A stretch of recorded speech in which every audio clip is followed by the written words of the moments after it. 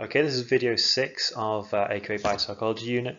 This is the brain unit, and as you can see from the diagram, as you can see from the mind map, this is central to biopsychology.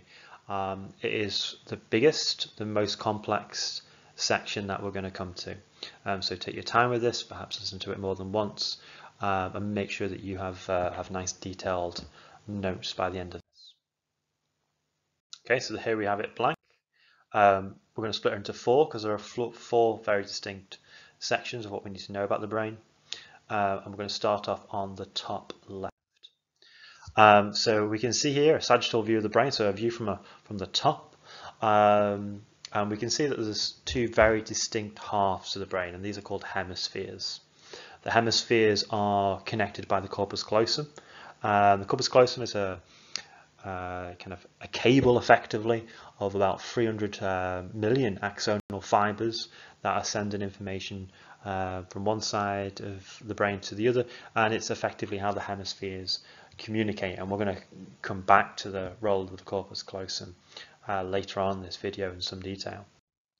Now, another term we'll be using quite a lot is the term cortex.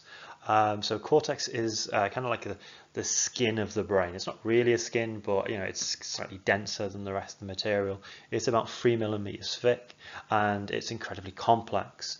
You can see from this diagram the brain is quite wrinkled, but the more you zoom in, the more complex structure you'll find. And one of the distinctive aspects of humans is the complexity of the cortex.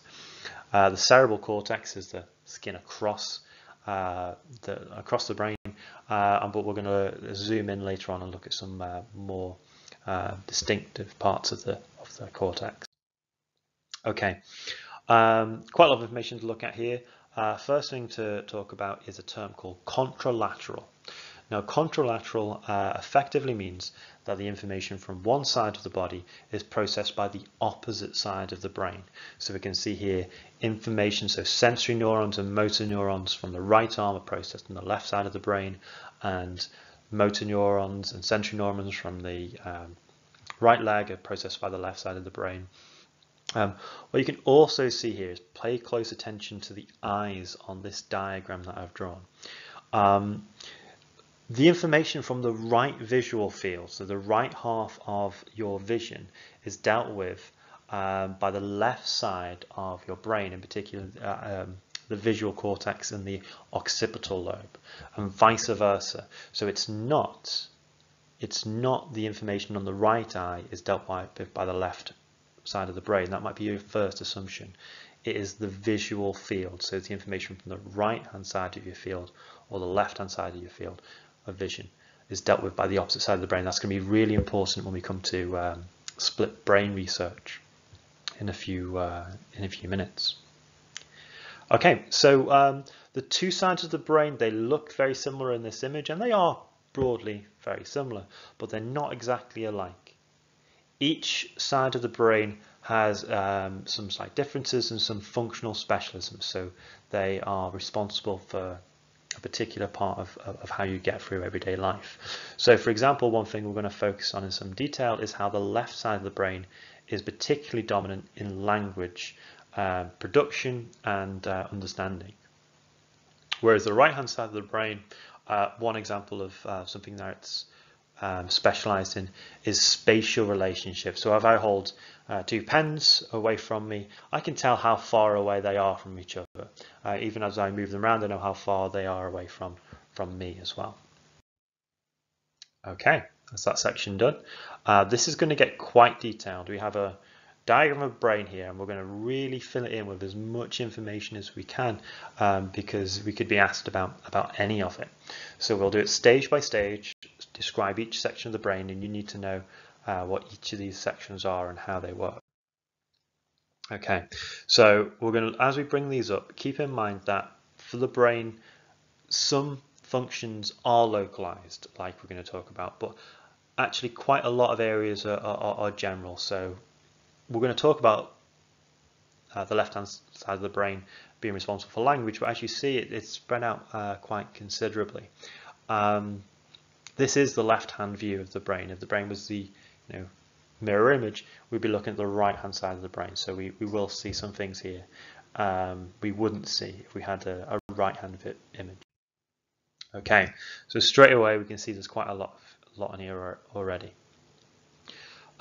So we have each of the lobes. So we've got the frontal lobe, which is responsible for your higher functioning. This is kind of where you live, where your higher decision making comes into play.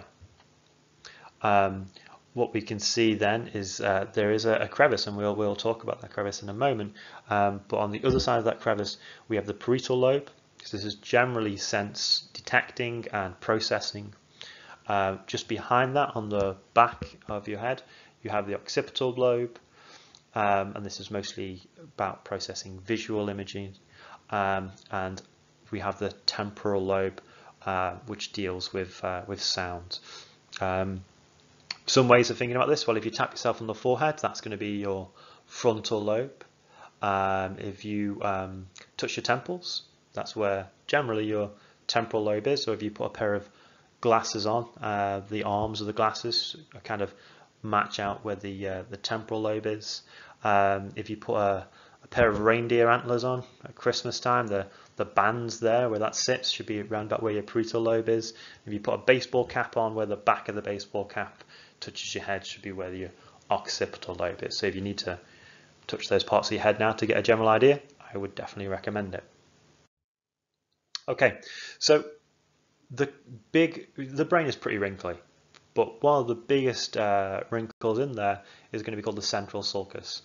This is the dividing line between the frontal lobe and the parietal lobe, and something very important happens either side of the central sulcus. Okay, so in the frontal lobe, alongside the central sulcus, is the motor cortex. This is your way of controlling all your voluntary movements. So if you want to pick up a pen, parts of the motor cortex are firing in.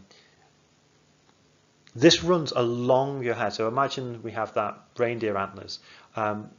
Each part of your body is mapped out to a different part of the motor cortex, and some parts are bigger than others, not in relationship to how big your body is, but how much control you need to have of your body in that area. So the biggest areas are your hands, which make up about a third of the motor cortex, and the small amount of skin that runs from just above your eyes down to your chin. And so that facial area is incredibly highly represented in the motor cortex, about giving body language from that area.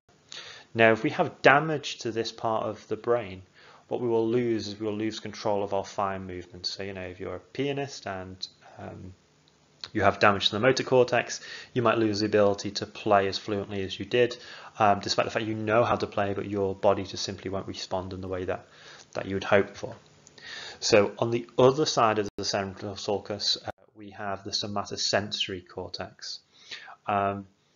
So the somatosensory cortex detects sensations from across the body in the similar locations as the motor cortex will move those parts of the body. So of course, again, the face and the hand area are going to be very big. They're going to be overrepresented as they have more sensory receptors than many other parts of the body, such as your back and your torso have very few sensory receptors.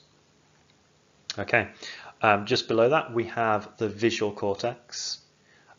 Each of these cortexes that we're trying to identify are shaded out in orange, I guess you might have noticed. So in the visual cortex we'll have one on each hemisphere, and these will deal with sight and visual perception. In the temporal lobe, running across the top of it, we've got our auditory center, so this runs quite a fair way across the temporal lobe, and this generally will analyze your speech-based information, and damage to this area could cause loss of hearing. So if you damage this area and you lose your hearing, your ears could work absolutely fine, but you're just simply unable to process this sound. Now, of course, the majority of this area is going to be used for language processing, simply because language is the most complex sounds that we will hear and will interpret. This is going to take us on to two very specialized areas of the brain. Now, just across from the auditory center is Wernicke's area, only on the left side of the brain. Now, its responsibility is to understand the meaning of speech, so the interpretation of speech sounds. So if you're learning a language, this place is pretty much in overdrive. We know this is due to the interpretation of speech because of the observations of what happens when this area is damaged. When this area is damaged, it leads to a condition that we need to know the name of, and you can either referred to as Wernicke's aphasia, or receptive aphasia, or sensory aphasia. I would just call it receptive/sensory aphasia. You shouldn't really go wrong with that.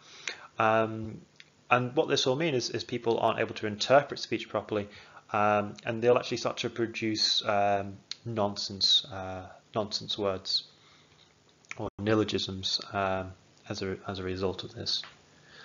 Now, across the brain, we have one more area to talk about, and that's Broca's area. Now, this area is responsible for the actual putting together the actual production of speech. So if we have damage in this area, the individual is less able to produce speech fluently. It's called maybe Broca's aphasia, expressive aphasia, or motor aphasia. I'd write it expressive/motor aphasia. So we need to know that these are called aphasias as problems. And what we'll end up with is quite slow speech that lacks the fluency we'd expect from day-to-day conversation. Okay, those are the areas that we need to know. Let's have a look at some of the evidence that's led us to this position.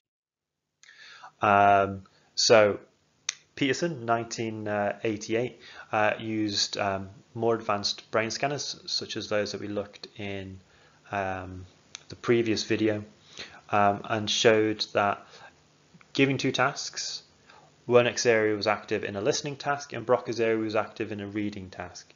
And now what this demonstrates to us, beyond the particular functions of Broca's areas or Wernicke's areas, is the brain does have localization of function. So the brain does have certain areas that are specialized in certain tasks.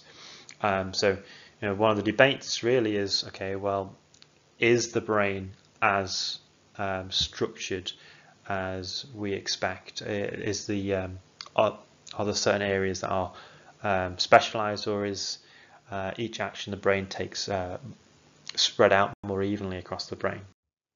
And one of the ways that we might argue that areas of the brain are specialized is by the use of neurosurgery. So there are extreme forms of neurosurgery, such as prefrontal lobotomies. If you ever watched One Flew Over the Cuckoo's Nest, I would definitely recommend that. You'd have an idea what that procedure is. But one that we do look at in the OCD area is the cingulate gyrus. So if we remember from OCD that one explanation is a loop of information that can't break and can't get someone away from these compulsive checking behaviors, is a neurological pathway in the brain.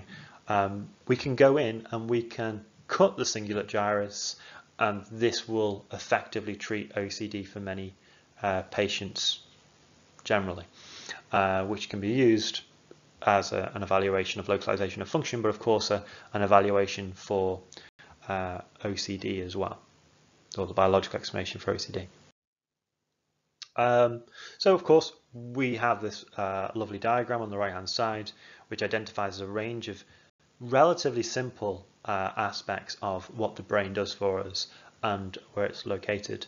But we can't point on this diagram to where consciousness is. We can't point to this diagram about where your personality is.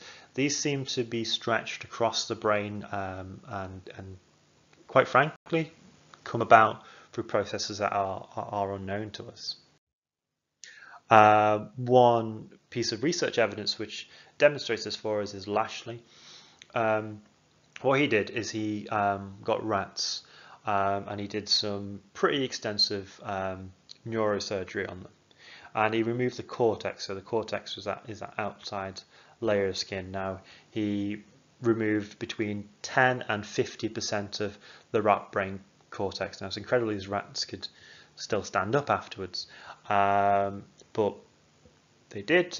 And what he looked at is he looked at how quickly they were able to learn how a maze works, how to get to the end of it, how to get to the food reward.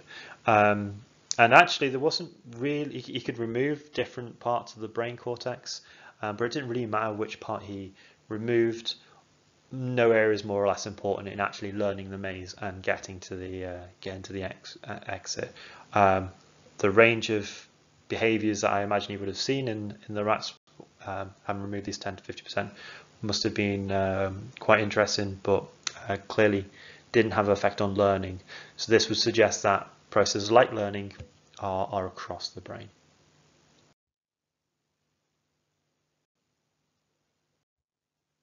Okay, third section. So we talked about the corpus callosum, which was the bundle of nerve fibers connecting the two hemispheres. Now this research is incredibly interesting. This research is what happens when we cut the corpus callosum. And you might expect this might never happen in humans, just for ethical reasons. But we were clearly in a position where we could get this data.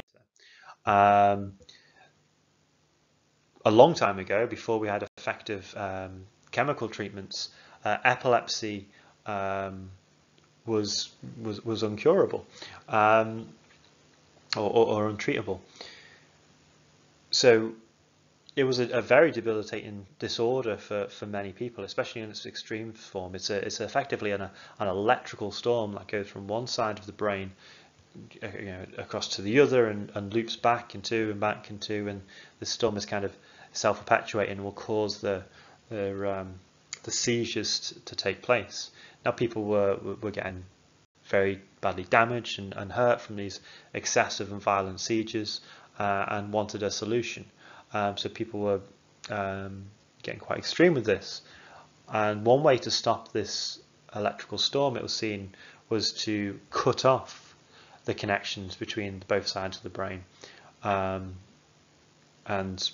it worked. It generally stopped the epileptic seizures from taking place. So Sperry came around and looked at the people who had gone through cutting the corpus callosum.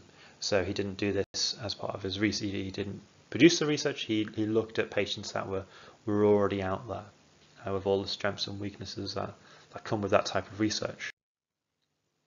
Okay, so he got these participants and he put them through an experimental method called the divided field. So what we'd have is have them looking directly ahead, and he would present a stimulus. He would present perhaps a word to one side of the visual field, so either on the right hand side or on the left hand side, and it will be processed by the opposite side of the brain. So as we remember about contralateralization, it is either visual field where the information is processed. So left visual field will be processed by the right hemisphere and vice versa. So the images and the words that were shown would only be shown for a very short amount of time, so 200 milliseconds. So this would be too fast for the head and the eyes to reorientate to the word, and so both sides of the brain to process it. So they were fairly certain that the images would go to one side of the brain.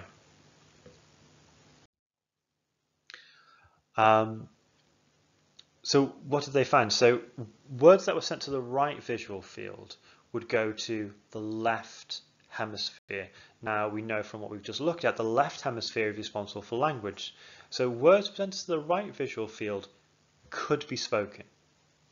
They could be articulated because the left hemisphere was in control of the voice. However, if you show the same words to the left visual field, that was processed by the right hemisphere and just simply couldn't be described verbally. There are a range of variations of Sperry's research, really worth doing some extra investigation. But these objects could still be picked up by the left hand, because the left hand was under control of the right hemisphere. So even though the right hemisphere couldn't describe it, it could still do an action. I mean, if you could do some wider reading on split brain, it was an incredibly interesting area of psychology and philosophy. A lot of the people under Sperry's research would describe themselves as being not one person but two. Problems though. Sperry's research only had a few participants, only had 11. This is quite a very unusual procedure with very unusual participants. So some of the same issues that you'd get from case studies with these participants. Because of the nature of surgery at this time, we can't be sure that the corpus callosum was completely severed. Some might have been more severed than others. So there might have been some remaining connections within the corpus callosum. There might be other connections between the brain beyond just the corpus callosum. But this research, no doubt, has been very influential in both the psychological literature, but also philosophical ideas about the unity of identity and consciousness. Okay, the last section of 4 is plasticity and the functional recovery after brain trauma. So you might be thinking, why is the brain called plastic when clearly it's a bit more jelly-like, a bit more custardy? You can kind of scoop her out with a spoon if you need to, so it doesn't seem to be too plastic. The word plastic in its original form means to be shaped and movable, even though most of the plastics we come to in day-to-day life are quite hard. So what this means in relationship to the brain is the brain is able to be molded, to change in response to the outside world. So plasticity is about forming new synaptic connections. The brain doesn't grow new brain cells, but the brain cells that are in there can network in new and interesting ways. So these new synapses will come about throughout life and is a response to learning and memory. So it could come in response to an ongoing addiction. It could come about for consistent repetition through the playing of video games, or it could come from the new circuitry coming about as a result of meditational processes, or meditation. Generally, this would result in additional grey matter rather than white matter, and it's also thought that the brain is plastic over our lifetime, but the main plasticity is in early childhood, and this is going to reduce with age. And it's clearly something that we see if you think back to the developmental psychology and Romanian orphans and the critical period, that clearly there is something very special about young brains and about their ability to adapt, and something does happen about locking down those changes at a certain stage, meaning it more difficult to get over early experiences. Okay, so some research. Now, London taxi drivers are a very interesting group of individuals.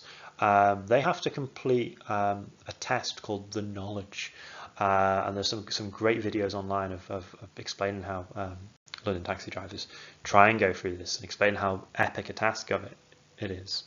Now, what Maguire did in 2000, he did fMRI scans on London taxi drivers and found that they had more grey matter in the posterior hippocampus compared to a range of control subjects that they scanned in. This area of the brain is all about spatial awareness and be able to navigate, and of course London taxi drivers, their key skill is navigation and knowing where they are. You could argue that perhaps you become a London taxi driver if you have better spatial awareness skills and navigation skills, so we could evaluate this this bit of research. However, they did find that the amount of change within the grey matter was actually positively correlated to how long they'd been a London taxi driver, suggesting that actually this is something that's developing as a result of their job. Okay, so that's plasticity and an evaluation. Next, we're going to look at recovery after trauma. So, of course, the brain can suffer damage. This could be due to physical damage, or it could be as a result of an infection or addiction. And we could lose brain cells, and so not just synapses, but we could lose actual areas of the brain. So what we tend to find here is, even though we lose areas of the brain, other areas can take over some of the functions that were done by that area of the brain by forming a range of new synaptic circuits. So we're not getting new brain cells, but we are going to get new axons and new terminals. So there's axonal sprouting. A few things will affect how easy it is for people to recover after this trauma. So age is going to be a factor. If you're younger, far easier to recover. If you're a female, you're more likely to be able to recover.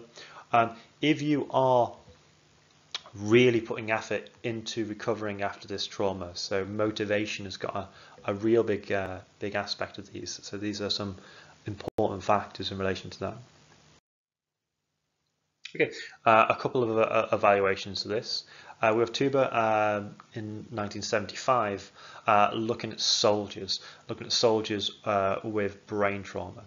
And this is an age factor. So we found that if you're younger than 20 years old, after brain trauma, you've got a significant improvement in your movement abilities after a while after your trauma.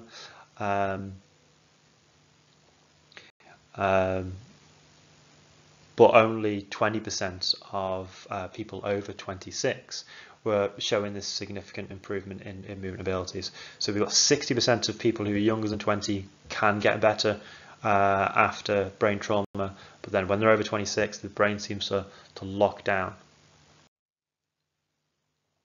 Okay, looking at the very young age group and something quite extreme, we've got a Danelli who's looked at a case study of a 2.5-year-old boy, and he has an entire left hemisphere removed. So I mean, we've got to think about the sheer number of functions this left hemisphere did. We've got the entire somatosensory cortex, the entire motor cortex, Broca's areas, Wernicke's area, the visual cortex, that are meant to be dealing with a massive amount of information.